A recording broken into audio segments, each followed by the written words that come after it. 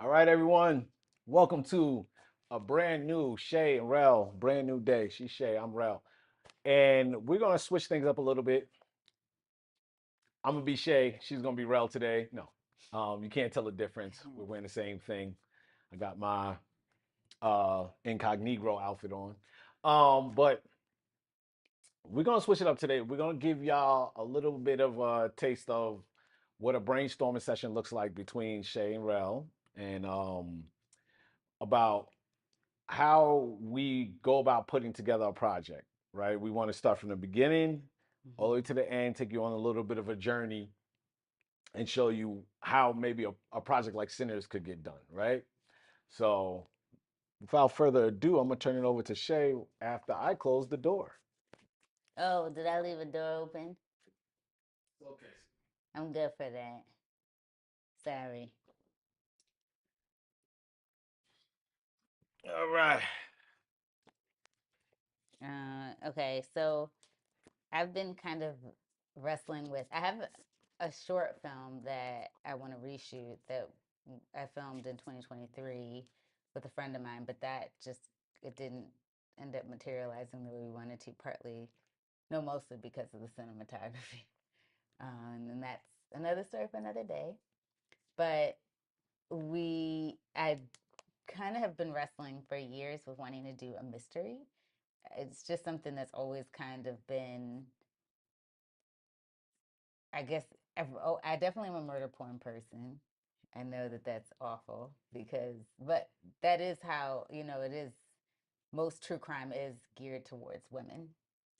So, and marketed towards women. They know that that's the demographic. I think like 95% of the true crime demographic is females.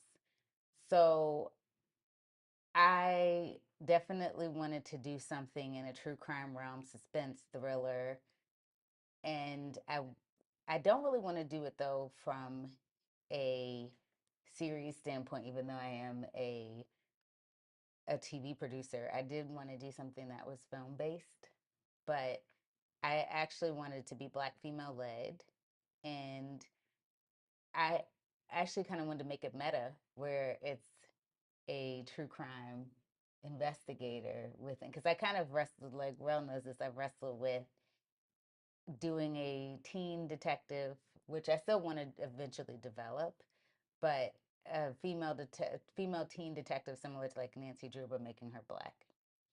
And then I kind of detoured from that, and I wasn't really sure where I wanted to go next, because we had talked about doing a mystery for some time, because we just love how everyone that's social media based, kind of helped with the search for Gabby Petito. And, Mm-hmm. when there are missing girls or missing women now, people will jump to it. And y'all are some of the best detectives on social media I've ever seen in my life. Yeah. Because if someone is recorded racially slurring people, or, y'all find out where they live, where they work, who their Mm. boss, the phone numbers, and put them out of business like that. So I wanted to see, I'm not really sure if I want to do it. That's kind of what this brainstorming session is today. I've kind of been doing like several different versions of like looking at what plots and themes and are going to kind of consume this, or basically make up this mystery.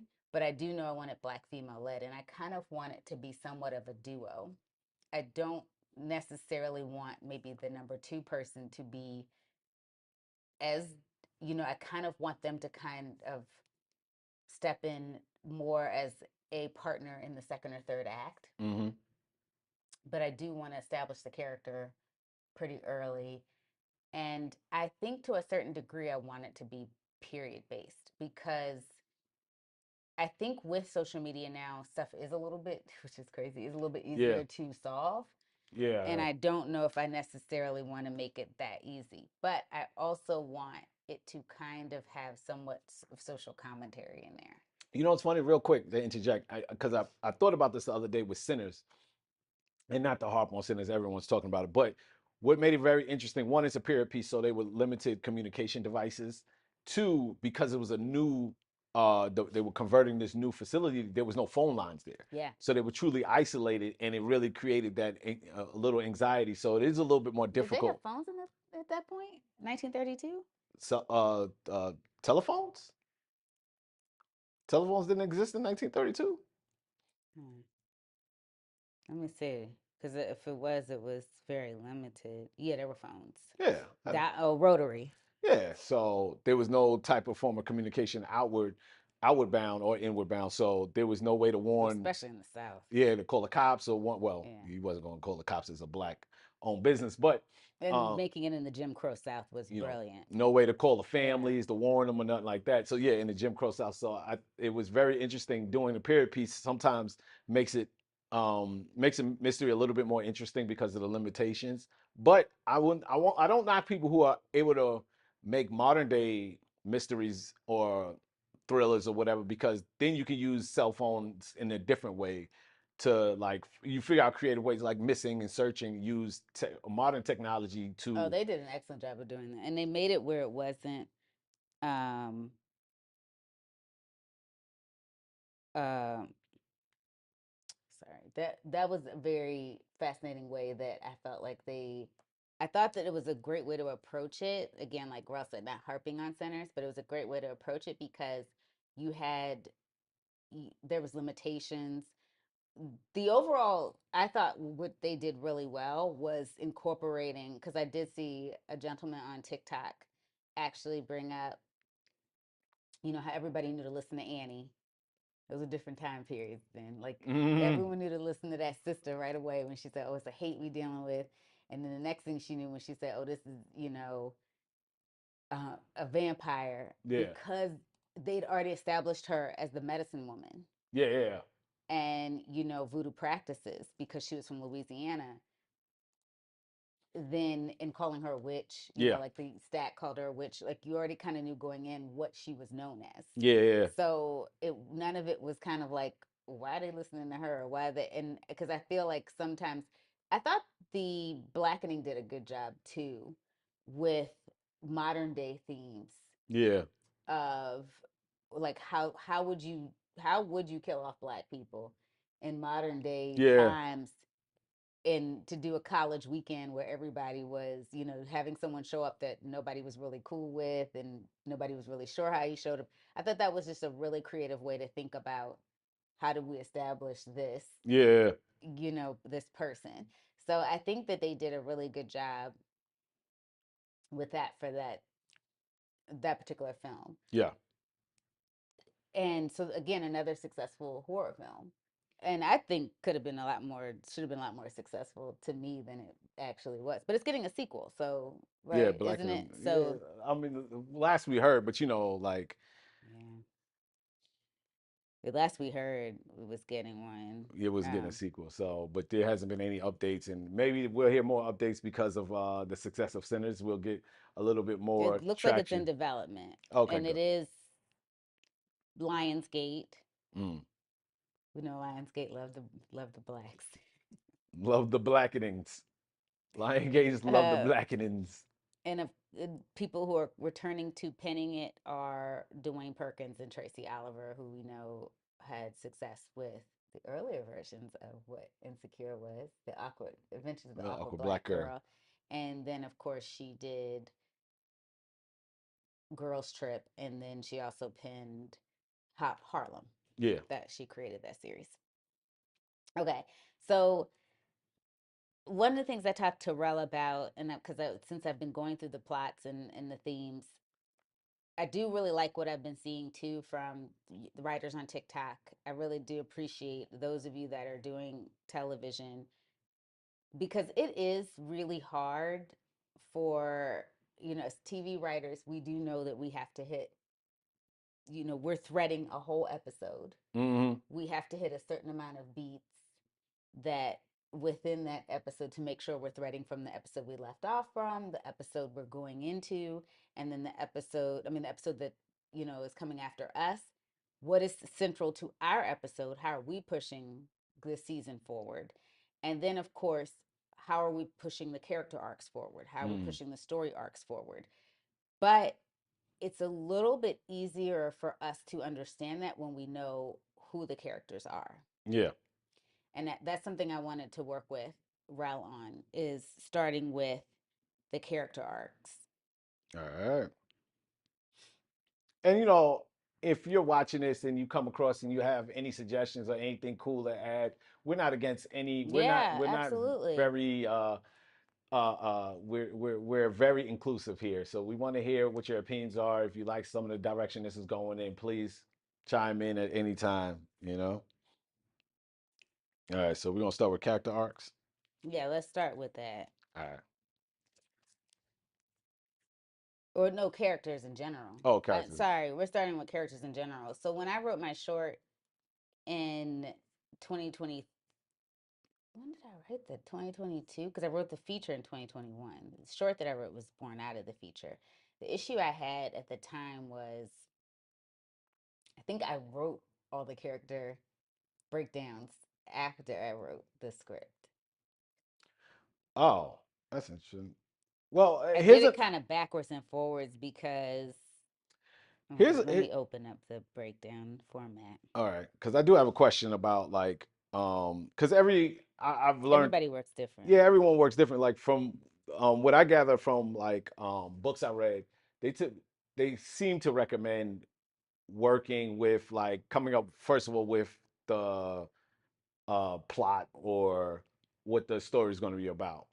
But they also said that you there's times where you do write around your characters. Yes, because the reason that you do that too is it's a little bit easier, in my opinion, when you know who that character is, you're going to kind of understand how they're going to move in a circumstance versus like when they're presented with a situation, how they're going to move better than if you just wrote willy nilly without knowing who they are. So Yeah. I kind of said to Rel I wanted to do that first because I felt like that was going to give us a better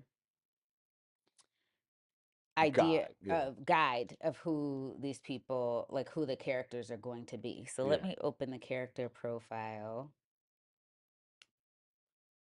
Mad why son.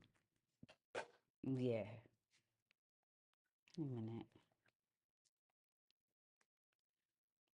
So one of the other things that I think is just is it's important is consistency, right? Like this is one of the reasons that we're going to do this, and we're going to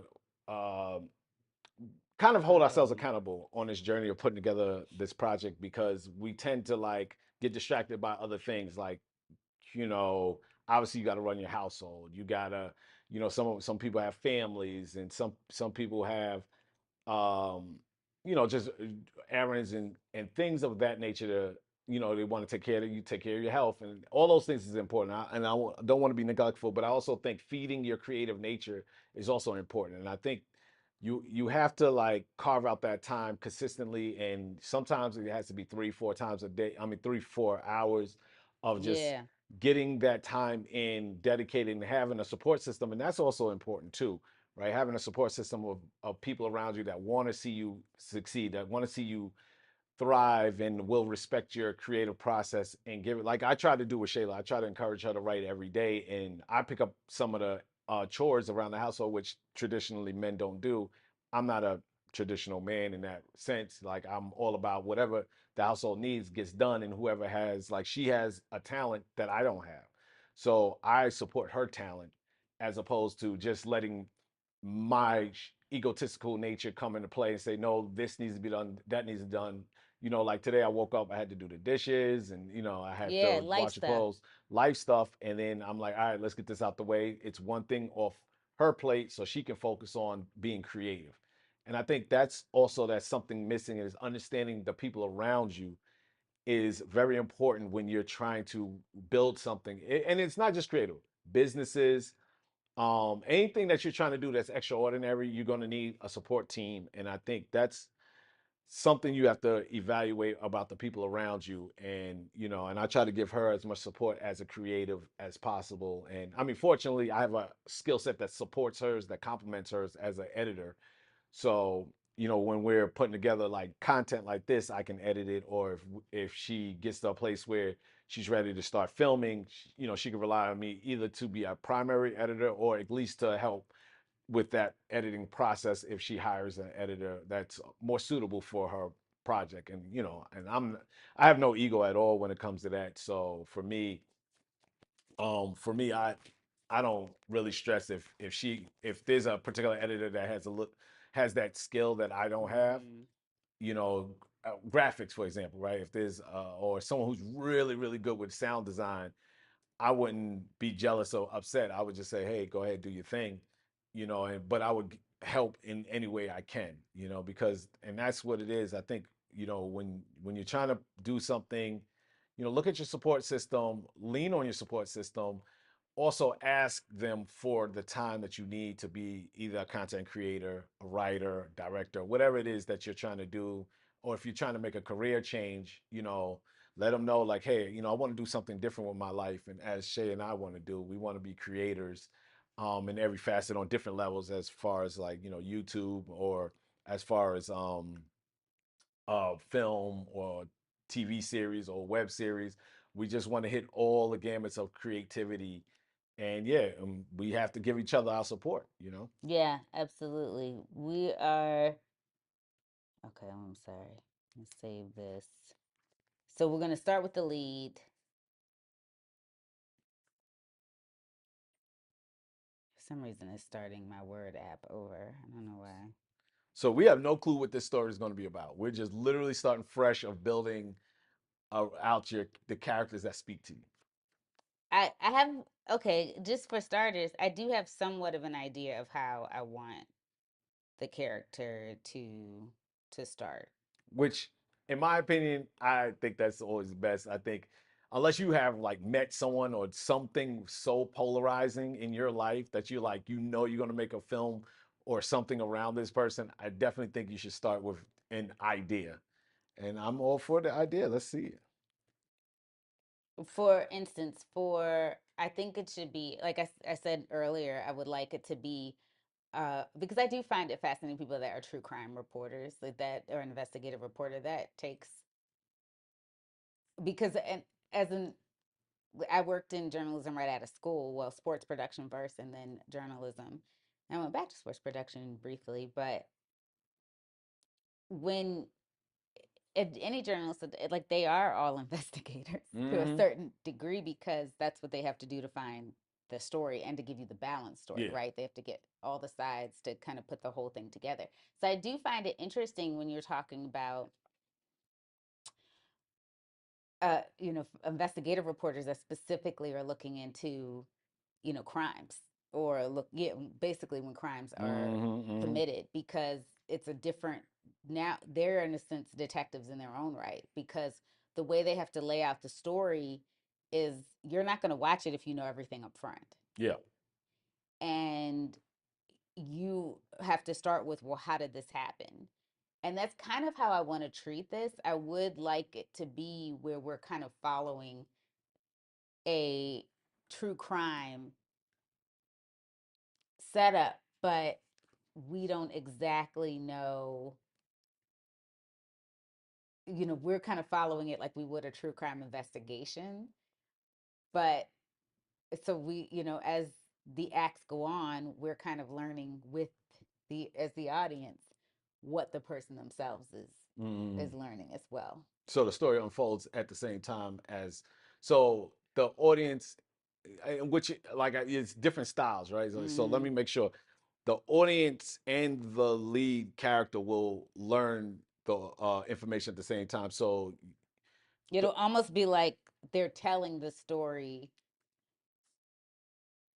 Almost, what I would find it really cool is if we could see them putting it together in post yeah, like we do. They're filming it and putting it together in post like we, but then they're kind of learning at the same time. basically it's gonna be complex. So we're gonna see where this goes. This is gonna be fun. Shayla loves a challenge. I She do she love a can't challenge. just tell a regular story, I don't know why too, and it always, and it takes, the reason that I wanted to do this and do this with Rel and you all together is I need to finish this. Rel will tell you this. I have been wanting to do a mystery now.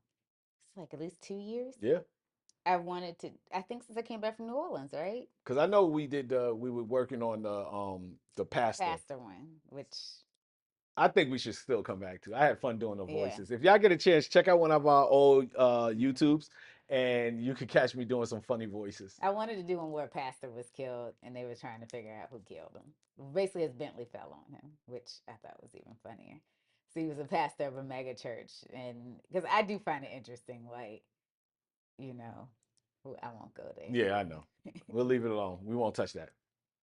But I do eventually want to go back to that one because being a person that grew up in the church, I I didn't I didn't grow up in a mega church, so I don't know that Yeah, type of yeah, yeah, yeah, yeah. pastor. I knew pastors that where you raised you were there were things they had a salary, Mm. but it wasn't. I mean, this new breed of pastor is fascinating to me. I mean, private planes. I mean, I've never seen anything like it before. Well, I think they've always been like that, and I hate to pull a race thing, but I feel like white pastors have actually secretly have been doing that, Oh especially in yeah. the South, and people Well, just didn't know. event like evangelist Yeah, for there was. I mean, you don't get it. You don't go on TV as a pastor yeah, yeah, yeah, yeah. just to just because you want to be on TV. I Yes, mean, like because you want to spread your message. You want it so you can get, yeah, yeah.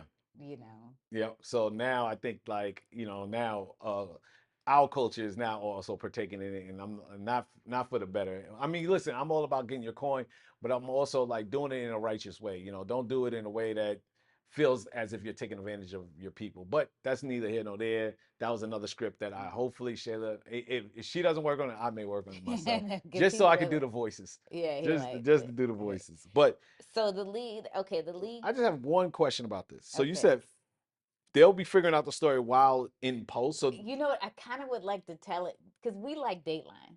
yes, And I love how when you start up, oh, for instance, the one that sticks out to me that we saw the other day was the pair that died that got shot to death in their home. yeah, yeah, yeah, And remember the way they got shot? I was like, and then come to find out they were both married, but that yeah. unfolded slowly. Yes, slow And burn. I Yeah, said, oh, that was one of their exes.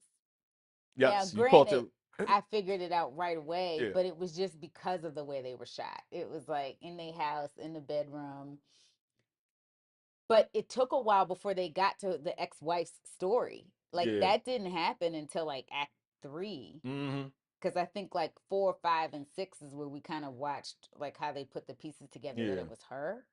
Well, that one was a little bit longer too because she kept getting off. yeah. Oh man. So it was well, she went to jail, then got expunged her record Yeah, or exonerated, and then or reversal of the yeah. charges, and then she went back to court and did an awful job I know. after the Innocence Project helped her, and so Well, she wanted to defend herself. and that's where she went wrong. So what I like is I'd like to for someone to find we started out by it's like an investigative situation where someone it's I guess like how an investigative reporter would get the story or a true crime person would get the story. Okay. So you're not starting with the actual crime. You're starting with the investigator. Yeah, Oh, good. Okay, so you're following literally the investigator. yeah. Okay. And how they're telling the story. Okay. So the investigator is more the one who's pushing the story, not the necessarily the crime. And I struggle because there's part of me that wants to use voiceover so it would feel like a true crime, but it's a movie. But Why then not? sometimes voiceover is so it can really take away from a project. Well, if your gut says to do voiceover, I say do voiceover and just figure out how to make it work. Just Okay. figure out how to make it like feel like it's a part of like it's a character. Yes. So that's because that'll be the difference, right? When you're doing investigative like Dateline and stuff like that, and they're just filling in holes or giving you like funny one-liners. But in the films, you everything should feel like a character in it. It shouldn't just be like, A okay, voiceover. I yeah. agree. Kind of like how Helen Mirren was like a character in Barbie. So maybe the internal voice is a little different than maybe it's like sarcastic or snarky versus the actual character. Okay, I So like maybe that. like differentiate in that way, like Oh, I how need to all of write our this down. inner voices are, right? Our inner voices are, yeah, and maybe we actually build out I the need inner a voice. new. we build out the inner voice, like how you're doing different. We're going to do the different characters. Maybe that's a separate character. Maybe even to the point where it has a pseudonym. You know, Oh, I like that. make it a whole thing. Okay, well let me make a different document. Mm. I have to reactivate Office. Shout out Tyler Perry got a new series coming out. She the People. Check it out on. I don't even know what it is going to be on. I'm gonna have some serious conversations May with some. 22nd. This is Oh, going to it's be gonna come out it's a already? part one and a part two. Wait a Come minute. on. Is it a movie or is it a film? Um, hold on. I'm gonna bring it up for y'all. While y'all, while we talking. Let's see. I hate how this happens. Hold on. Let me go into the big. Oh man.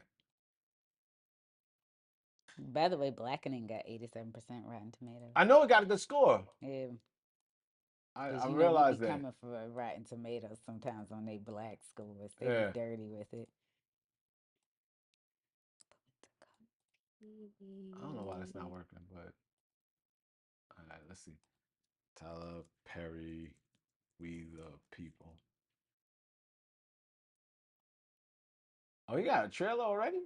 Of course he does. He probably Oh, it shot looks it like it's a last series. week. Oh, it's a comedy.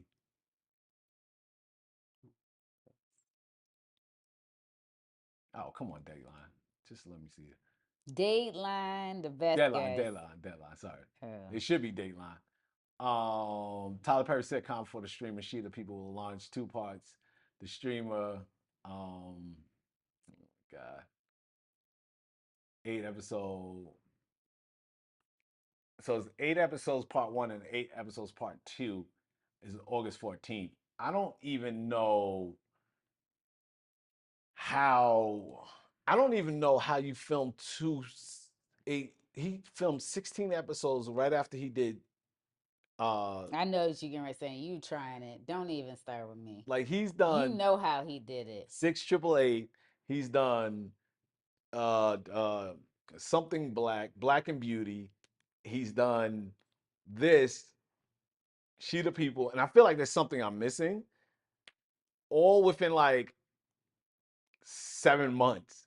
That is that the series, the movie with Duplicity. He's done all of these in 7 months. When I tell you, when I tell you if you are a content creator in general, right? Like, and if you wanted to do a bigger project, you know how long it takes. Let's say the scope of like a Mr. Beast project or something like that, and you were like the resources, the time, the energy it takes, and typically films and TV series is more, right? It takes a lot more people, a lot more resources, and he's doing this in record time, and he's doing all these projects. So that tells you the quality of his work and why not only the fact that I don't think he's just that skilled, but also why the quality is so poor is because he's turning these things around so quickly. And he's one man band type of dude, right? Like he has no writer's room.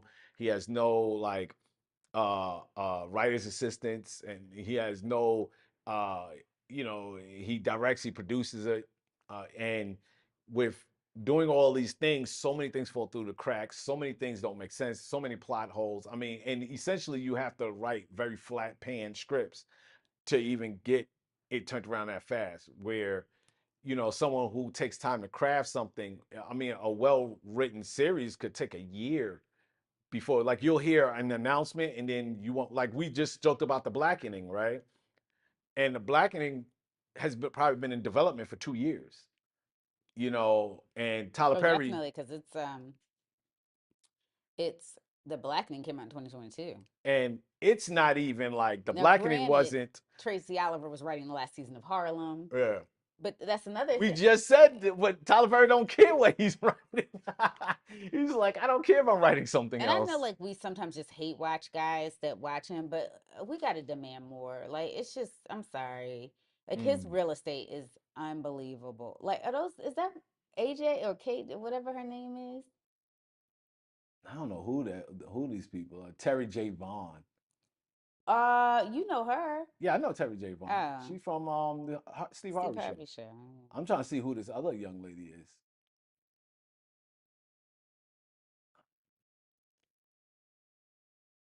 And he's doing Medea's destination wedding. Wow. God bless him. All right. Well, yep. We're here now. Mm. All right. So where we at? Sorry for that interlude, y'all. Ugh, I just can't.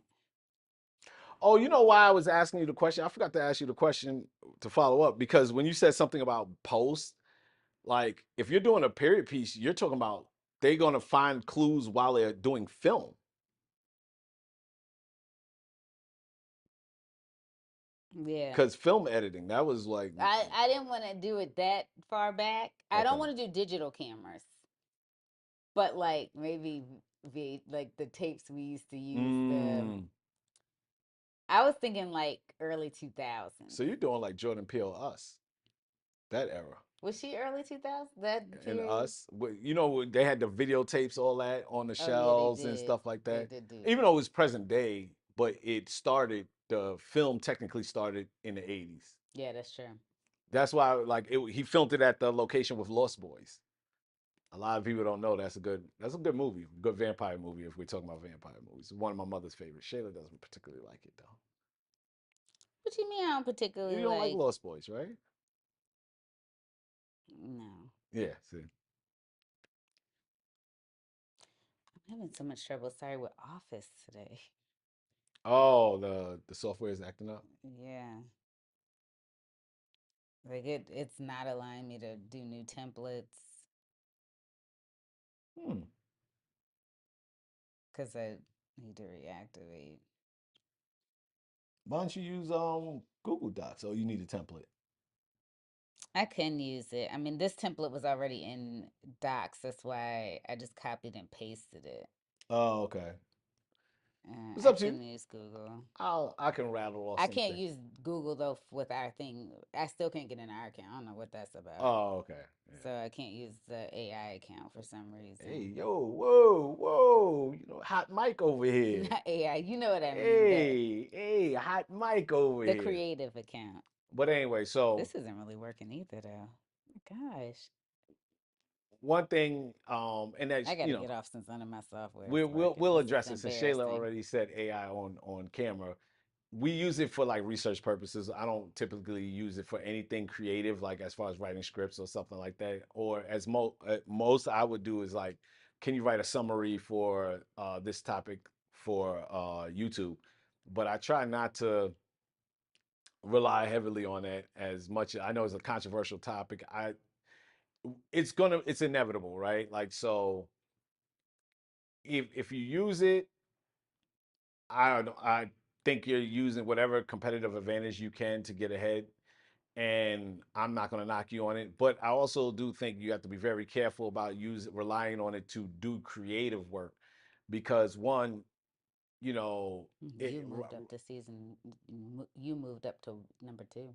um, for one reason, I don't think it can replace creativity, and I think that's one of the things that we will be able to. And it tries. Like if you try to put in and ask it to do something creative, you'll be like, ooh, and it'll Yeah. come out bad. But I do think that that's one thing that it can't mimic as human experience, like your personal human experience. Now it can take a collective of information because that's what it is large language model. So it takes all the information that's on the internet and process it in a predictive way, but and predicts what response is needed for the input. But I I that does not mean human experience. So and even if it could come close to writing a Schindler's List or comes close to writing a Sinners, it'll still be missing certain nuance that Spielberg or Ryan Coogler can give it. right? A certain like there's certain things like for example, Ryan Coogler speaks about the cotton fields that he saw in Right. Mississippi and he incorporated that into his script. Would now could AI write a script that would predict that he would want cotton fields in his script? Maybe, maybe not. AI wasn't out there shooting shots in the gym with him, wouldn't know what he wants. So Hmm. that's why I'm just like, use AI for as a tool, but not as a replacement. It's an assistant, and I know it's a touchy subject, especially with creatives like Shayla and other creators in the field, and I'm taking it upon myself as Terrell. This is my endorsement. There's nobody else's endorsement. This ain't her endorsement. This ain't anybody else. I use AI, and if y'all got a problem, y'all can see me Oh my whenever you gosh, this want. one is always trying to say to come see him. I give you my stats. I'm 6'1", 250. So just in case, prepare yourself. Because I did have a interesting conversation. Well, not interesting. It was a short conversation with this fellow editor, and I asked him. I said, how do you feel about AI? And he was like, oh, I'm against it. Oh, I'm a union man. I was like, and I could have been confrontational, but I didn't want to. Like he was 400 years old, Oh and gosh. I didn't want. I didn't, Not I didn't want his 400. brittle bones to Oh crack under my pressure. gosh, this is out of control. But I definitely oppose that, and we both do the same thing career wise. But I'm a little younger than him, and I'm understanding that he's closer to probably retiring in his Yeah, mind and I think body, he pretty much has retired, to be where honest. I'm going to get retired by AI. So Yeah, I'd rather use it as a tool right now, become competitive, and use it to my advantage. So that is like my take on kind of AI, as Shayla kind of hot mic'd it uh, um, when she mentioned it. So, uh, but anyway, that is one thing that I will suggest. so, okay, now we're on. I'm in my Google Docs because I'm over it. I don't know what happened. Mm, Uh, All my software is acting up today.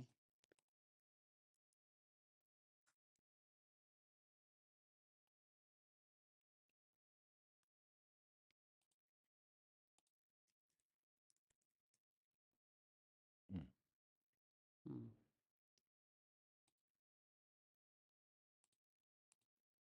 You gonna see if you how you is trending? Nah, nah. You Hmm. told me it's trending number one or number two. Two.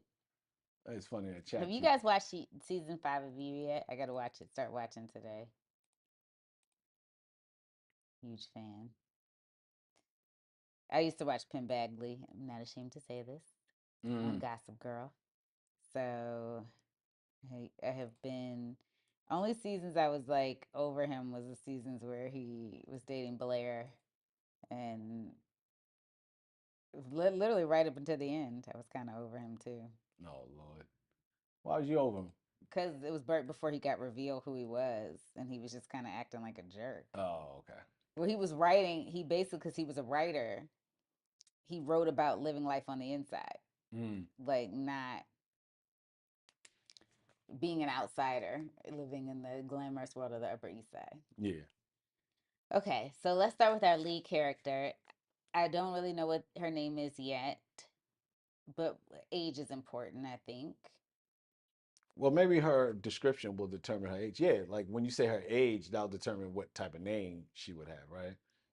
Okay, so nationality.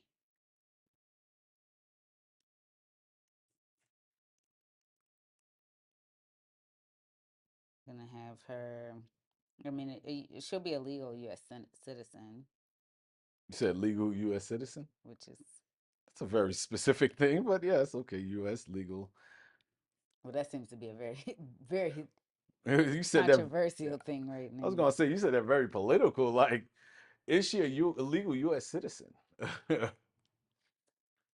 Mm-mm-mm. Well, U.S. citizen, I'll just say that. That's why when you said legal U.S. citizen, I was like, oh, okay, all right, like get Trump off her real quick. I don't want him coming for my character. Race, I'm Mm-mm-mm. gonna have her as black. Religion.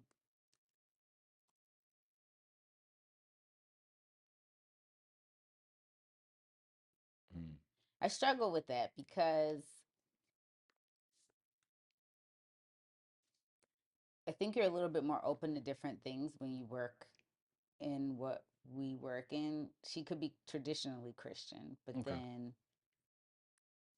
grew up in a Christian household. Wait, she, she has Christian? Is she a Christian or She is will have she her has a Christian background?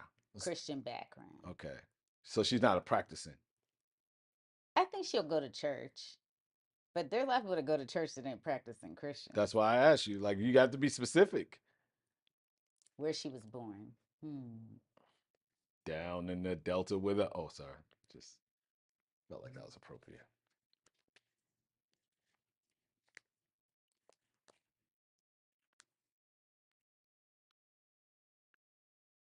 Hmm. You said where she was born. Yeah. Okay. City of birth they have. What kind of story are you telling that will require her, let's say, because a West Coast person definitely is different, like aggressive, like is she aggressive, laid back, right? That'll determine, right? Like if you're from New York, you're more aggressive. You're from the South or LA, you'll be more laid back. Midwest has a whole different vibe, you know. Hmm. Chicago's in a weird place right now. Is it in a weird place? You know, between R. Kelly and Kanye West, it's very strange things going on in Chicago. Gosh. Yeah. Don't let those two be the indicator of where, because then it's like, Very strange place. but then you have people from Chicago like Sherry Shepherd. I was just joking. Yeah, Yeah. no, no. I'm not even knocking Chicago. Chicago, I heard is beautiful. I've never been there. It's, you know, it's just Let's like. have her from, Well, what region? Let's start with region. I wouldn't mind her being from the DMV. Okay. Starting home. Yeah. Okay. Maybe she could be from Virginia though. VA. Now, how would you describe people from Virginia versus people from Maryland and DC? It depends on what part of Virginia they're from. Okay. Because if they're further south, then they can have a little bit more southern tendencies. But if they're from closer to DC, they have more DC esque Yeah, tendencies. which is I mean, they're more, political. I don't no, they're know. more urban based. Like Oh, they okay. understand, they can City. navigate cities a little bit better. Okay. So you want her to be a little bit more urban, though, right? Urban based. I don't So know. I Northern kind of Virginia. want her to be from somewhere like, let me look.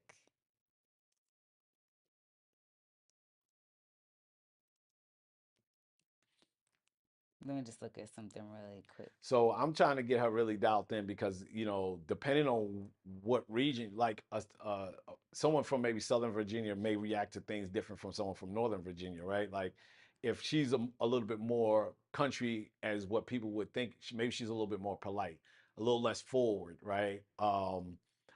A little bit more patient with collecting information. Where if she's from more of a city feeling, she would be more aggressive to like pushing people to get answers, to get responses. Like if she makes a call and let's say a few hours go by and she doesn't get a call back, she may call again. Where someone maybe further south may be a little bit more patient and be like, I'll give them a day or two to get back to me. I got other I things to might worry about. actually have her be from like Sterling, which is based in Loudoun County. And Loudoun County is like number one and then one of the richest counties in How do you spell Loudon? Loud That's as far as I got. Doun. Okay, I got the LOU, which is good, cool because that would have been Lou, but I figured I said I think it's LOU, and that's where I stopped. Okay, so it's the richest county in. It's the richest county In America. in America. That's what they say.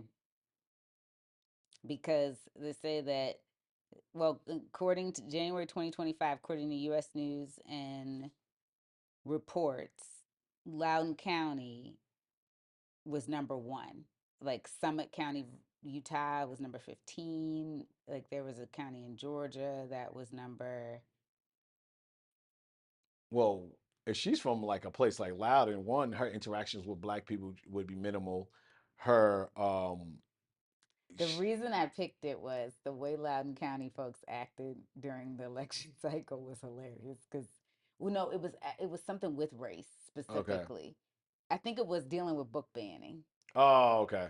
and I just found it really funny because like I've gone to Sterling, Virginia so many times in my life because Oh, they have like a very prestigious shopping area there. But it is funny because wait a minute, because or is that Crystal City? I'm getting them. oh Lord.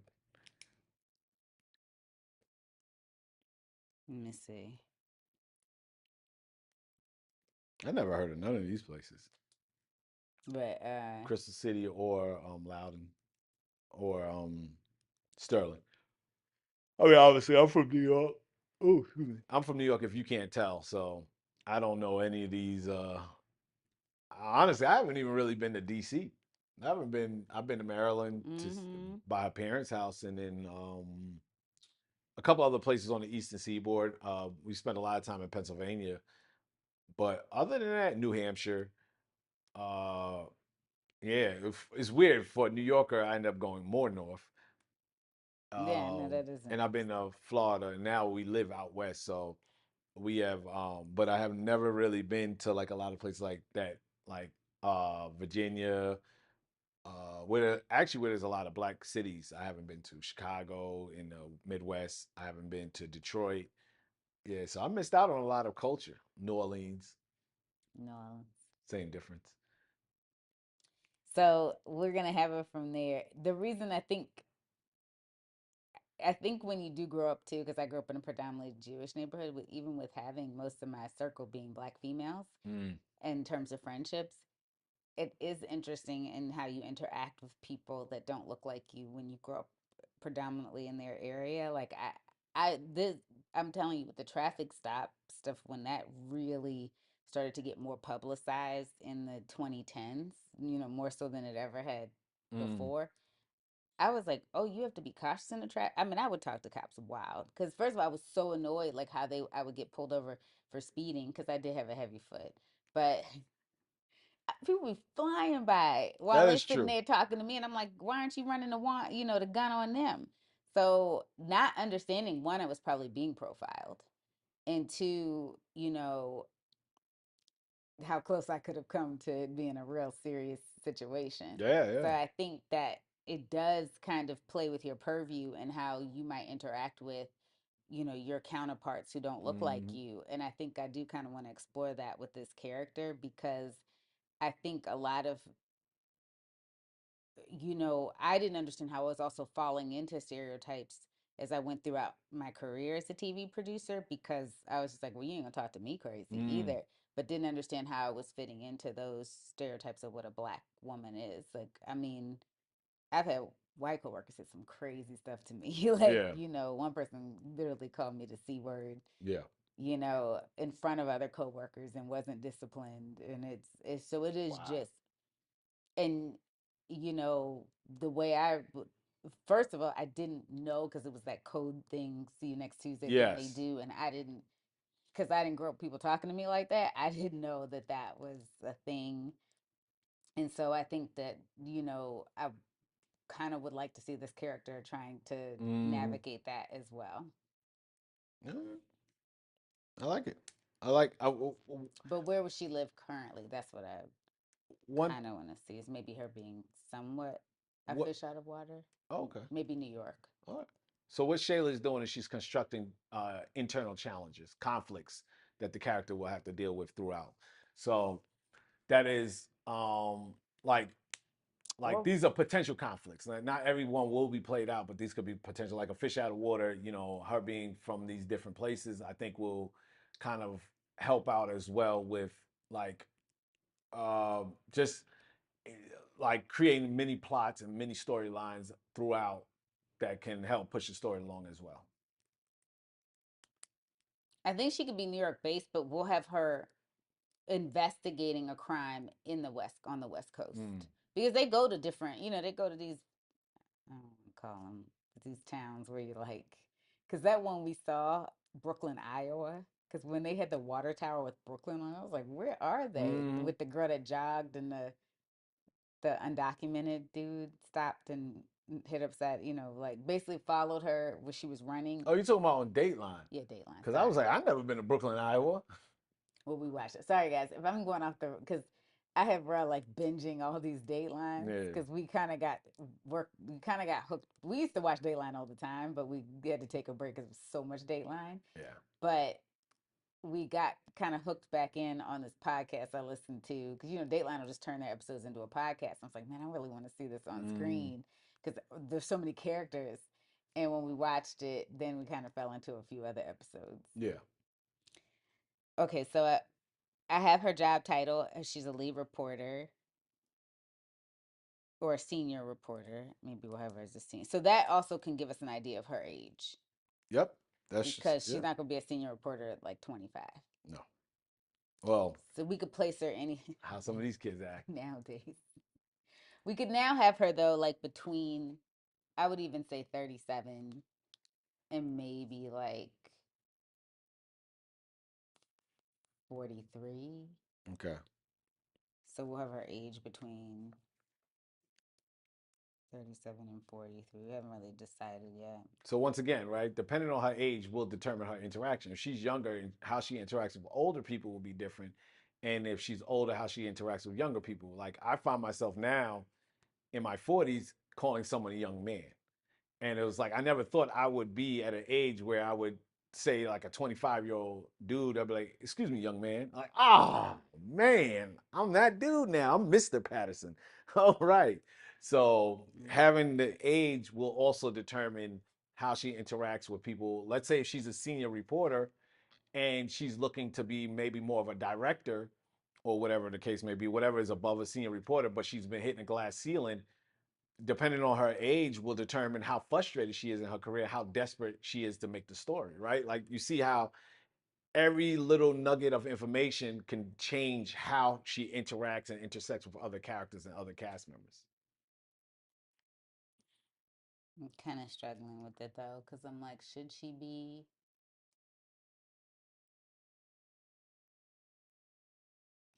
be turning 40? Okay. Getting ready for that midlife crisis. Yeah. So maybe she's 39. Puts a internal clock on her to solve this case before she turns 40. Employing company could just be any news organization. We can kind of make that up. Any News USA. It's kind of like the U.S. News site. That, Yeah, fake news USA. Fake news. we'll have to come up with the company. She's senior. Let me see what they're making right now because they do have income. Income makes a difference too. Here's an interesting dynamic too. If she's from a rich neighborhood, but yet she's not making a lot of money, she would also be frustrated with her pay. Or she comes from a lot of money and money doesn't matter to her and it's all about the passion and the love of investigating. The news, they be doing the news dirty. The top earners are making 141. Oof. Like not even really 150. They average anywhere between 41 and 103. The average salary is about 80. Okay. So their hourly wages can range from 20 to 67. So it depends on when they're located.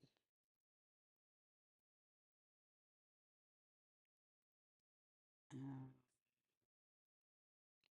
Oh, that's important too, because if she's an investigative reporter in New York, I assume they make more.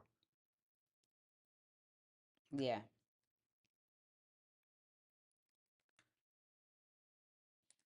maybe that's another thing of like trying to make that turn for. So and this was actually specifically a Dateline reporter, senior Dateline Oh, correspondent. So What's it? What's the dude that Keith Morrison. Keith I'm sure Morrison's he like, makes like 200,000. you pay them whatever you need to pay them, but don't Oh cut no, my he might check be a short. millionaire. I think about it. Yeah, I He's think he a seven figure. You know what I mean? mm-hmm. Shout out to Keith Morrison. Don't do my episode if someone kills me though. Why not? He'll do it. I don't want him doing them zingers. Don't trivialize my death, sir. Don't be like, and he didn't see it coming. No, He didn't see it and he didn't come. see it coming. Face down, ass up. Oh my gosh, terrible.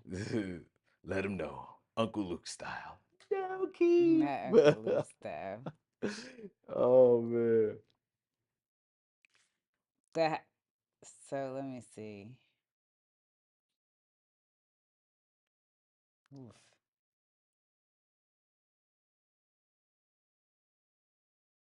Yeah, they have. Well, these are like just news anchors in general. This one, Mm. they don't even have like the top paid. I mean, Sean Hannity's worth the most, like 250. Really? Oh, Fox is making it rain. Yeah. Well, I heard they pay their people though. You got to if you doing all that. If you gotta spin, you know how much work they have to do every day on So Fox. They gotta spin stuff. I was thinking about that too. Diane Sawyer is like after him. Robin Roberts is number three. Oh, God bless. Yeah.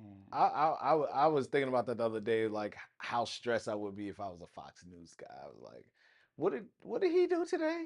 How we gonna spin this, man? I know. Now, because you know Trump 2028, they're selling the hats now, and For people, what? what does Trump 2028 mean? For an election? Yes. Oh So God. they're selling on the website, which people are like, well, you can't, you're not, you legally you can't really run. We'll see what happens, but you can't really run for president. And so now if you work for if you're a news reporter on Fox, you either have to spin that as like you're excited and he's going to figure out how to get around the law, or you gotta like ignore it and act like that's just not questionable political activities. And I don't care who you vote for, that's your personal agenda. I'm not here to address that, but I'm just telling you legally, as of right now, he cannot run for president. So if you're a news reporter, how do you even work that? So that's why I was laughing at Fox News, like having to navigate that. We'll have our income at 103, Okay. but it could be like how I talked about Lupita's character picking all them barrels of cotton, and she wasn't getting paid as treated as Mm. well as the dudes. So maybe it is like I should be, I don't know. I go back and forth. Should she be at 90,000? So you want to include microaggression, right? Like that Yeah, I that think she should maybe be. Sorry, honey. Let's do 93. so where her male counterparts get slightly more than hers. Yeah. Is she married? Yes.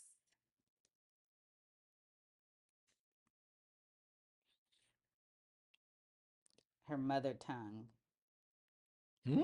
English. Oh, I was like, what kind of freaky stuff is going on over there? Her birthday. That'll help establish her age too. Also, what sign she is. Oh my God. Gilbert Arenas' son is in a coma. He was in a car crash. Oh my gosh. So sorry. Sad to hear. Which one? The one that plays ball. That went just committed to USC, Elijah Arenas. Oh my gosh. Wow. Jesus. Man. Well, prayers for that young man. Yeah, seriously.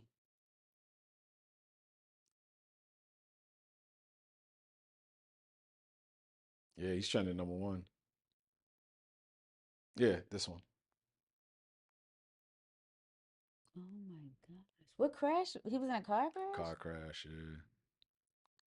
Oof.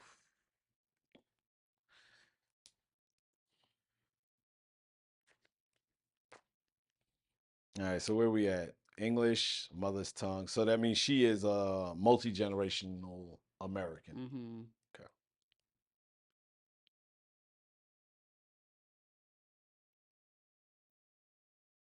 All right, I'm starting to. Well, she's making like $93,000, which is on the upper echelon. She has to be a little bit more, a little bit mature, right? Not, she don't have to be, but yeah, 39 seems like a good solid age for that pay So for a we woman. want to have her be. Oh, what year will determine if she's making a lot or not? Because $93,000 40 years ago, she balling, but $93,000 now, she's like, ah, We'll have her be born March only 31st, 39. The shooter to be born in 19. you doing present day? Oh, yeah, yeah, yeah, sorry. Yeah, So so if we were doing early 2000s, let's say 2000 for example. well, I don't like 2000. I was using that example, but go ahead. Let's do 2000 and you know what I would like to do when Obama first got in office because then it'd be like, oh, now that you got a black, they could be, 2008. yeah. So So if she's 39 in 2008, what is that? 69?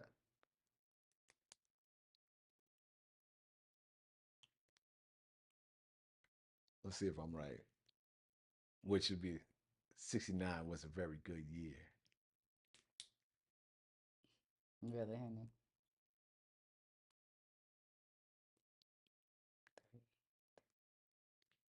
Wait a minute. Why is it doing this?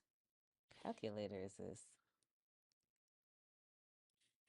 2008.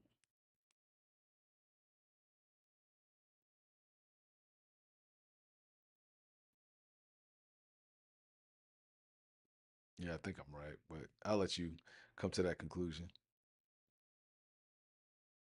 Yep, 1969. Yeah. That's Biggie, not Biggie. That's Jay-Z and Puffy, same age as them. So does he or she own a home? Yes. Well, listen, that year marks a very successful black people who were But born that year. which I like that. Yep. Let's see. Regardless of the allegations out there. Love Puffy. No, I'm just kidding. They took away our childhood. Mm. They took away our child. Who you telling? 1969. Yeah, Jay Z, Mariah Carey, Javier Bardem. What year? Because Puffy's not. Oh, or did they just take him out? Ooh. Jack Black, Oh, Jack Ice Black. Cube, Yeah, yeah. Damn, they Tyler removing. Perry. He's 69? Diddy. They do Diddy now. Yeah, yeah, 69. Oh my gosh, Dave Batista was born in 69. Yeah, no, no. Like I said, that was a really big year for a lot of people. Nate I mean, Dogg. yeah, you mentioned a lot of actually people, people of color. Even Dave Batista is one too. So and obviously there's some white people born in that year that was very successful. But there's very successful people coming from 1969. Wow. Tommy the Clown. You guys know him from the Not Like Us video. Three black billionaires were born in 1969. You know, Jay Z, Wow, Tyler Perry, and Diddy. It was wow. a good year to be born What with kind of 60. water were y'all drinking? What kind of breast milk were y'all getting on years?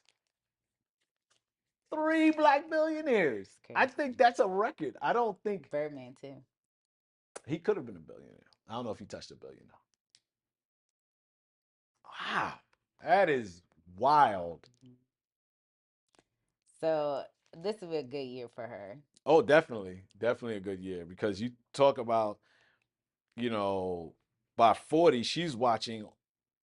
If she grew up with some of the music and knows these artists, she's watching all these people become damn near billionaires, and she's struggling to make ends meet. Exactly. All right, she owns a house. What does the character like? Ooh, her husband.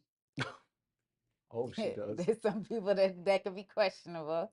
Let's not lie on that, right, honey? I agree. Like you could love someone and not like them. Her husband, No kids. I'm kind of going back and forth about that. I think she should have children. Okay. I think she should have a kid or children. Does I'm not she like her kids? her. Some people don't like their kids. It's true. Her kids, her dog. Oh, she's a dog person. Go back and forth. She's got a lot of responsibilities. She does. That's why she need more than that 90,000. Well, especially if she's in New York. Oh, let me take the dog out because it's a lot in the house for a city. Because I still don't understand how people are dog owners in New York like this, especially the building we were in. I'm like, oh, some people had one person had three. Was it three pits? Yeah. That apartment must have been big. Because I'm sorry, Yeah. they had three bedrooms in that building, right? I can't remember. That I don't remember. I feel like they did. Her kids, I'll say, she likes her work. Her small group of friends.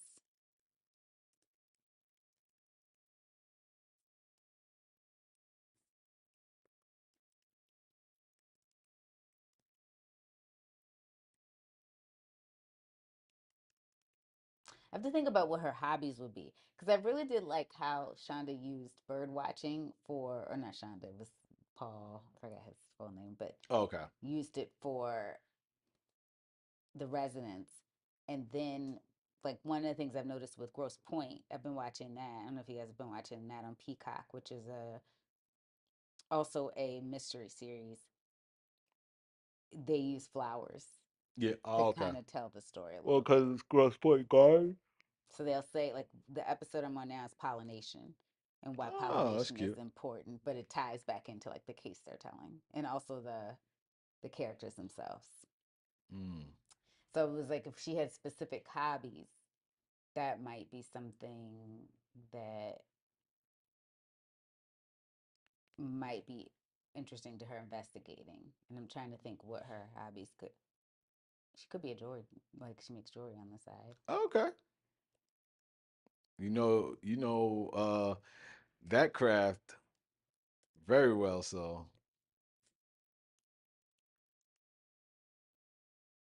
So she's gonna be fly basically. Yeah, fly. What does the character dislike? Her boss. Her. That's funny because now you already seeded some of your boss's character. So So when like you're for ready to start, executives, when you start ready to develop your boss, you already know that she don't like him. So you'll know the reasons. What personality traits does he have the that she don't network. like? So that's cool. The network. She doesn't like office politics.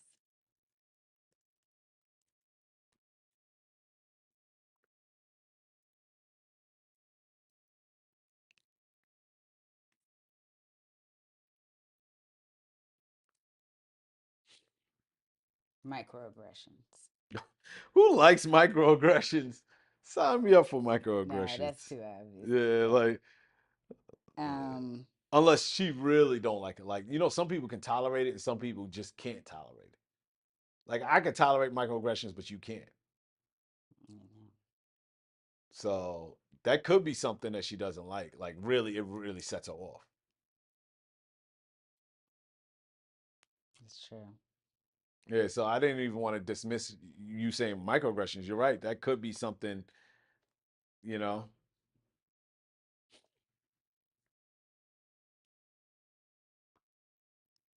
Hmm.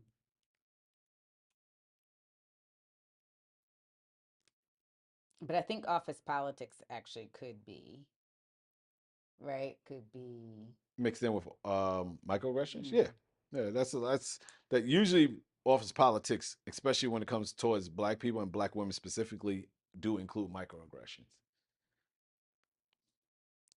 Especially in the 2000s, right? Like you talk about you.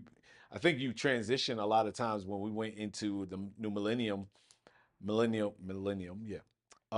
You went from outwardly like boys club, high five. You yeah. told her to like now you have to say these slick things behind people's back, or you say these slick things to their face, where like Mm-hmm. Shayla experienced when she was called to CUNT. They you disguise it as see you next Tuesday, right? Like because maybe 40 years ago they would have just used the word. Yeah. So that's And I how. literally had like my supervisor producer laughing at the joke. So it's like these are things now It's funny you till could someone actually, gets hurt. yeah. Go ahead. I'm sorry to cut you. But if I had, that was the position that the person that was in too had a unique position. If I had reacted, especially being a black female, this person is a member of the LGBTQ community. So then it could Mm, have been received as me being aggressive and possibly, even though I wouldn't have gone for an attack on them personally, it could be easily yeah. misconstrued for a hate crime. Yeah. That's another issue that now it's a thing that why I'm glad that there's evolution. There hasn't been that evolution for attacks against black females, Mm, so that is something that is isolating for us in the workplace. It's like, we just have to take the attacks yeah. sometimes, and then it's like it's not really. I can remember, this on a series I worked on in 2023, a young lady that I was working with who was doing our rights and clearances for this the series we worked on that was being sponsored by Shea Moisture. And she felt one of the post soups was being very Oh yeah. aggressive towards her, and she said she didn't feel like she was in a safe space. And, this is a black owned company. And I remember the response from one of I think the EIC was, well, don't, because and when we're in post production, we're all working from home. And her response was, well, aren't they in separate locations? It still doesn't mean that how Yeah. she felt based on the way someone was speaking to her was right. That's actually interesting because, and this will play into her story, right? Generational gaps. Because the person that the EIC was probably a little older No, and definitely. experienced microaggressions, thinking like, well, you're not in the same location, so it doesn't really matter. It's not Mm-hmm. that serious. Think about what I had to go through. And now younger people are calling it out more frequently, so it's it's not as acceptable as it used to be, but there's still an older generation that finds it acceptable. So that was an interesting story, and that's like when I talk about little nuances in your storytelling, that's the little nuances that you want to pay attention to, like when you have age, like she's speaking to a 70-year-old white person and trying to explain that there's microaggressions in the office, he's going to dismiss it, right? Like if he turns around and it's like, oh, I understand, and we're going to address this. That's highly unlikely in 2008 with an older white man who's in a C-suite. It's just unlikely that they're going to respond in a supportive way, Mm-hmm. you know? Or even black. Let's say a Oh black yeah. woman who's in the C-suite might be like, "Girl, I That went through person that." was of color, that Yeah, EIC, and I was like, what? I like couldn't, when it was said to me, I felt, because I actually saw the young lady's face on FaceTime when she had been approached, and how, basically it had, she had kind of gone through this situation for like the third or fourth time with this person. And and like relative, she was bowled over in tears. yeah, And you don't know what people's experiences are or that's what true. could trigger them. And I just think that where it's acceptable, and this person did talk to folks crazy, don't get me wrong, like Yeah, supposed to, like, because he tried to come to me on a couple of things, but I'm grown at this point. I was like, yeah, you're not gonna be talking to me like this. But and it half the time it wasn't even worth the fight. It yeah, was like half the stuff he wanted to fight me on, it was like it was slowing the productivity down and the work getting done. And my thing was, okay, then you can explain to the executive producer why it's not going to be in the system, why this is taking longer to edit. Because to me, it was like what needed to be imported was important to the story. But like this guy was so anti the process that it yeah. was like, what are we doing here? I think that's where it got so mixed up, and he was so Mm, controlling in terms of what the assistant editor is doing, which I'm yeah, finding a lot on series now, like the red tape you have to go through now to get a series done is wild. yeah. It's what used to be a little bit easier to kind of you know this. I mean, just the Yeah. process of getting photos in now. Oh my God, yeah. Yeah, everything is like it used to be so simple. Now the process of doing any particular task requires like four people to talk about it first. Four people to email, then you need four people to talk about it. Then they have to let someone know that it needs to Mm, be done. It is like a big process just to ingest some photos or something like that. And you're like, come on, guys, like I could have did this by myself. And, yeah, and there was like one time it was hilarious. Like I think associate producer was supposed to ingest some photos, and it was like 3 weeks for you. And I was it took like, 3 weeks. you were like, yeah, they're still not in. And I kept asking. It became a running joke. I was It like, they're still not in yet. I was like, no. I mean, it literally only reason I think they got into because they it had to go the fine cut too. Like it couldn't go Yeah, out with any, with still with slates in it. yeah, I yeah. think that's the only reason it was in there. I mean, there's so much now in television that's happening that I just, Mm, if I were to get started now, I don't think I would even be able to tell a story the way yeah. I can tell it now. Like I am grateful. Like even though as you don't like to see the years tick by as you get, because it's a little bit harder for you as the years tick by in an industry that's so driven by youth. But the inexperience now that happens with young people, if they're not Mm, fully trained, is wild. Like, yeah, I actually feel sorry for them in terms of the breakdown and how now work is getting done. yeah, It's the structure is just so broken. yeah. Um, but okay, so there are now we're gonna get into her background, but I have to use the ladies Okay. because background takes time. Like you get into what the childhood of the character is like, their teenage years, their adulthood. So do you want to shut it down for now? And we can pick up tomorrow, or do you want to keep on going? Let me use the ladies, and then we can keep on. All right. We can go through the role and involvement, and then I can do relationships and physical characteristics off camera. Okay. And then we'll just recap Yeah. when we pick up next day. All right. Because then I can actually start building out another character and we can go over that too. So let me, Take your mic off. yeah, yeah. Well, it does. It won't come with you, Can't take that in the bag. and it won't travel. Like we don't have the wireless louds. Oh, yeah. Mm.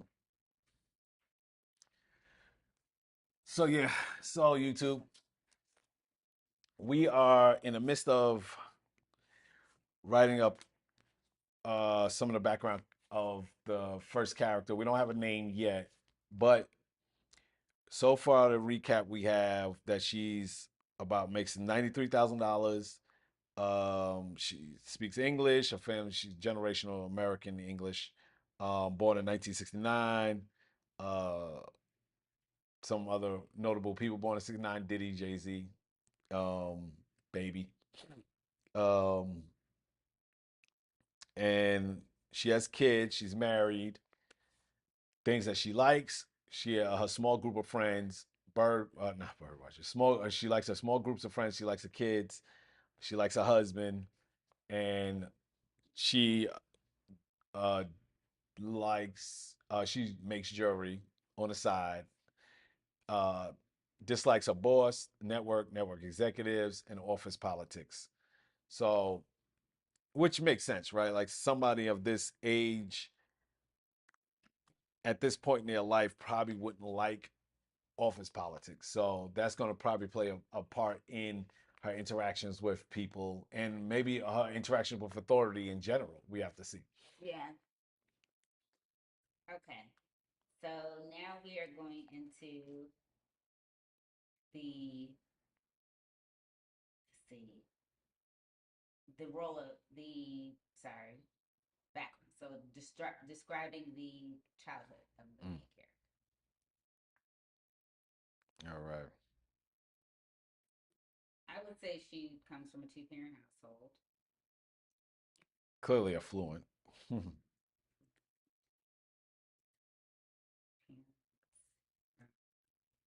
Multi-generational influence or just new money, you know, got that new money smell like, ooh.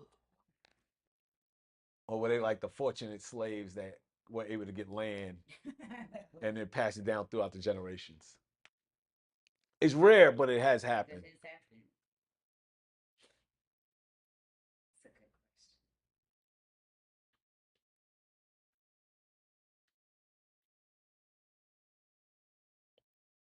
Because that new money is different from old money, generational money. I think multi generational will make her a little bit more um, aloof to like what other people's. Yeah, no, definitely. So like the reason why Shayla, the way I interpret it, and she could correct me if I'm wrong, like if you have multi-generational wealth, you really are disconnected from the average person, right? Like when you're typically when you have new money and not like I notice new money like the Jay-Z's and the Diddy's and all those people of the world where their kids are just like very sheltered, but used to be like new money, you still would drop your kids off in the hood and be like, y'all niggas, y'all need to experience where I came from. You need to experience that. But if you're multi-generational, even your grandparents don't even know what that is anymore, right? Like they don't know what an urban environment is or what it is to survive. So that's multiple generations of just and this is what they say, like of people becoming soft, right? Like not having their street wit, not having because you're so disconnected from it. Now it's interesting that Shayla's now putting her main character into a street urban environment that she has to survive without that back with that type of background. So it's going to create a lot of issues and a lot of tension and a lot of frustrations for her character as she's trying to navigate and potentially set her up to get scammed, taken advantage of, made fun of. Like she's going to have a lot of hurdles to overcome Yeah, externally and internally as she's trying to solve this case. I like that. Okay. Tim has multi generational wealth, and then I'll have her. For the most part, I'd say she had a pretty good childhood. Okay. It's always weird, right? When you like to say like because when you come from money, you assume it's just a good childhood, but that's not always the case. I But mean, I grew up with a lot of dysfunctional, affluent kids, so see, that's the thing, right? Like, I would say no, it was a dysfunctional. No, no, I would say teenage years. Because I think like you can shield children from things that are wrong. yeah, So maybe teenage years is where she kind of noticed. Because the next thing is how would you describe teenage years? okay, I would say that's where she, because you kind of see sometimes people can go one or two ways. I mean, now children of affluent people are enjoying the life that their parents have set up for them. yeah. You know, where I grew up, I had like one of my classmates. There's an accidental fire in her basement bedroom of her house, but I tend to believe, it might have been something. Hey, whoa, hey, listen, I don't know what the Statue of Liberty on fires is, so we won't discuss that. We don't want you to get subpoenaed for anything. Okay, so we're gonna do. No snitching. But I will say it was very, Suspicious. yeah, like she'd Gotcha. gone to sleep or something like that. I can't remember like how the story. I want a new Ferrari. And House is then burnt the next she day. had a turbulent, Okay, teenage years. yeah, teenage years as she rebelled against her affluency. Oh, what caused the rebellious? She saw the hypocrisy in it, right? Like her parents, she saw where there was disconnect in terms of like the way people communicated when money was involved as a instead of So she's just a very observant kid too. which Okay. makes her good at their job. Okay. Was there a particular incident That's good. that made her realize, like, oh,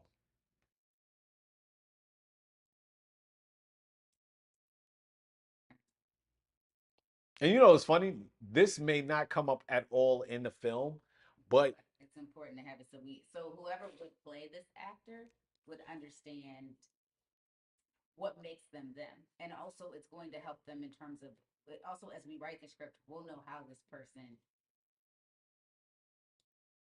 reacts when a certain situation or circumstance happens, because that's something that ties into who they are as a character.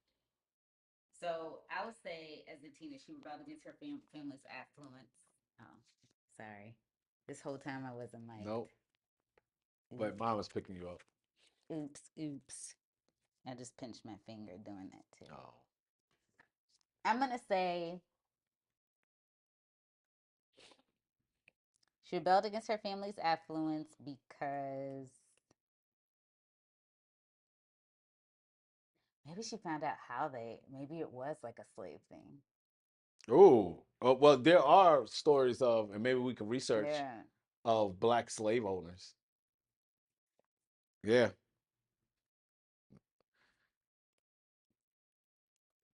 And it's interesting that you want to go there because that is like something that we don't touch and we don't talk about and how we do it to our own people at times. And that is an instance of, you know, we there was an economic system set in place, and the only way to gain influence was at that time people thought was manual labor from slavery. So that's what we were taught. So that's what we participated in. Some of us. How would you describe the adulthood of the character?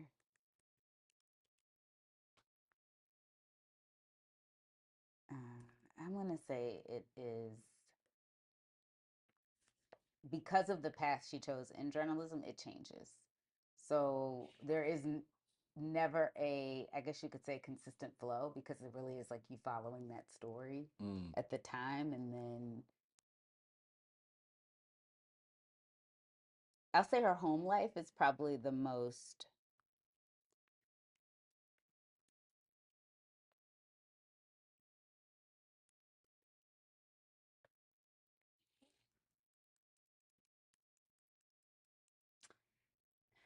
I think I want to say home life for her, even though she likes her husband and her kids, maybe the monotony of it is something she rebels against to a certain Mm. extent. Maybe the home life is the most stable, but Don't ask me to spell monotony. I'm not even gonna play myself. I'm just gonna let her write it, type it. So I'm taking some notes, but that one. Mm-mm.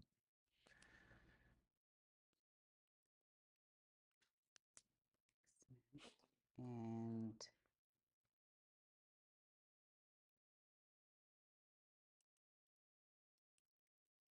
she loves her husband and kids,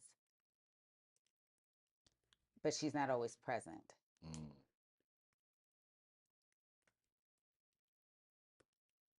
because of her obsession with work.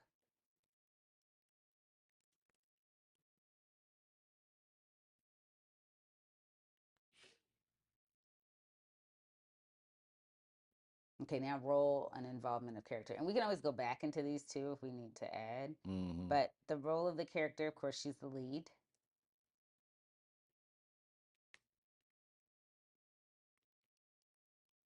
She'll set the tone,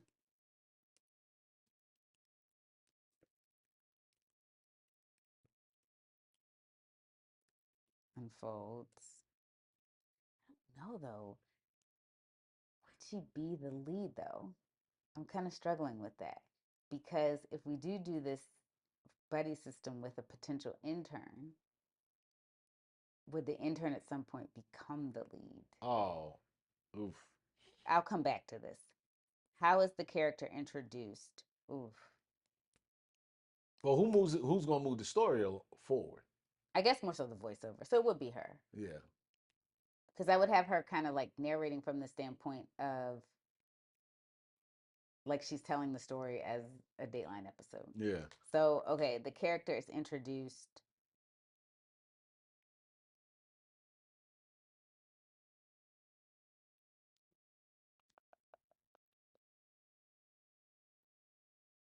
I would say she's trying to piece the story together. So maybe she's in edit because she's doing voiceover at the time. So maybe she's introduced in a voiceover session. This is kind of cool when you think about it because she's still solving the murder while she's putting together the episode for the investigative investigation. That's going to be very interesting, and she's going to notice clues in that process that helps her also put together this. So it's going to be a little meta. Mm-hmm. That's what I like about. You know, I love a meta story, honey.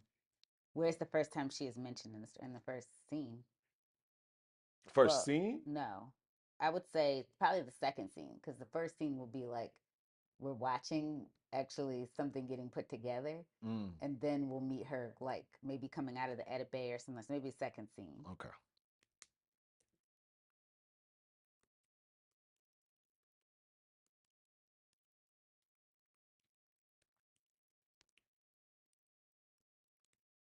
Okay. Could do relationships before we like wrap for the day. Does she have sisters or brothers? I think she should have one sister, one brother.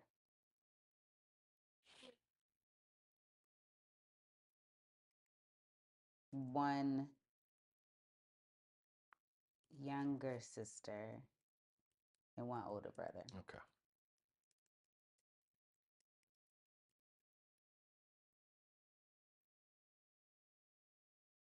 She'll have a husband of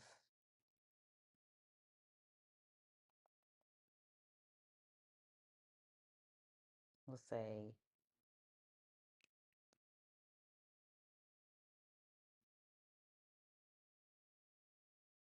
maybe 12 years. Husband of 12 years.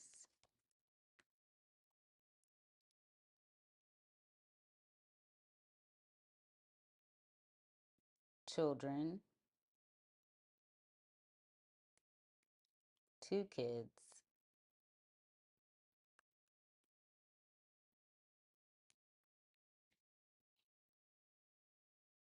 Maybe she have twins. Okay. You in your twin era now because sinners. No, you know I always wanted twins. Yes. That was the thing. I always wanted one of each to knock it out. Did you want twins or did you want to be a twin? Oh, I don't think I could have been a twin. Okay. Too much Shayla. It would be. Shayla A and Shayla B. It would be way too much Shayla for the LVC. Oh my God. It's too much Shayla in the LVC. It's kind of hard being SHayla. Oh my gosh. All right. Okay, a boy and a girl, and I'll have them at ages.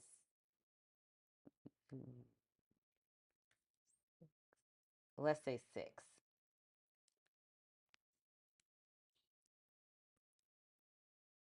Grandparents. Rich as fuck. Mhm.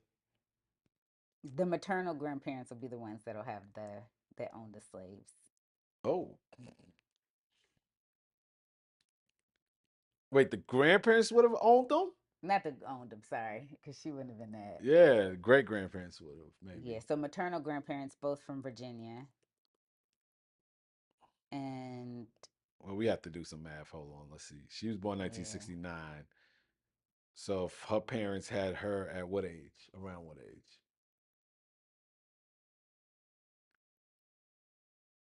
I would say they'd be young. I would say both of them would probably be in their 20s, early 20s, maybe. So like, So they were oh born well, even 19. back then they could have had them even younger. Like they could have been like 18, 19. So No, 2021. 2021. So they were born in 1948. Oh yeah, they could still be the maternal grandparents. Her She was grandparents. born 1969. Oh yeah, no. And how old were her parents when they had her? 20 and 21. So they were born 1948. Okay. So the grandparents, you saying like same thing, like 18, 19, like Like more keep it. like 18, 19. Oh, they definitely wouldn't have slaves because they were born in 1930, basically. Oh no. Oh God, that's hard to go back. So Yeah, her great grandparents were born in 1930 and her parents were born in 1948. No, that makes no sense. Something's not mathing. Adding up. Because they would need to be a little bit, they'd be born in either the 1910s or the 1920s, right? My great grandmother was born in 1905. Oh my gosh. You met her? Yeah. Oh, Oh yeah, wow. I met her. She died when I was 15. Oh, So 1905. But I'm born in 1982. I was born in 1980. Sure, baby. Let's see. 1991, Okay, you still doing math over here? So she's born in 1969. Her parents had her in 1969, right? Then they were born, like I said, 1948, right? Mm-hmm. So their parents, yeah, if they were 18, they would have had her parents would have been like born 1930. Okay. So then they could still be alive then in 2008. Some ain't right. No, because my grandfather was born in 1930s. Maternal grandparents, both from Virginia. Nah, some ain't math, and my math is off somewhere. Sorry, you're just because 1930. Okay, Where's my math going off? Someone need to help me out. So 1969, main character, right? Her parents is born in 1948.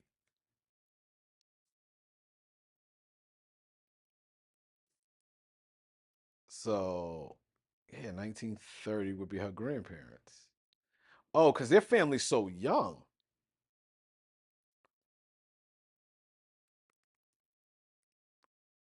Oh, her grandparents was born. That's where I missed it. Okay. I was thinking great grandparents. So, and her great grandparents would have been born when did they have kids? Same thing, like 1910. Mm-hmm. So, like just to make the numbers even. So, great grandparents. Okay. Uh, so her great great grandparents still wouldn't have really owned slaves. It'd have been her great great great grandparents that would have owned slaves, basically. So that is a lot of generations of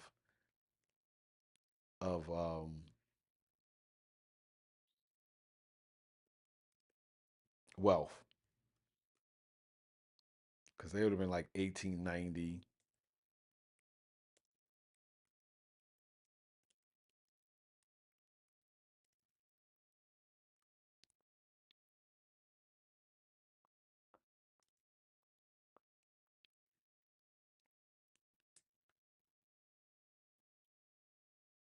Hmm.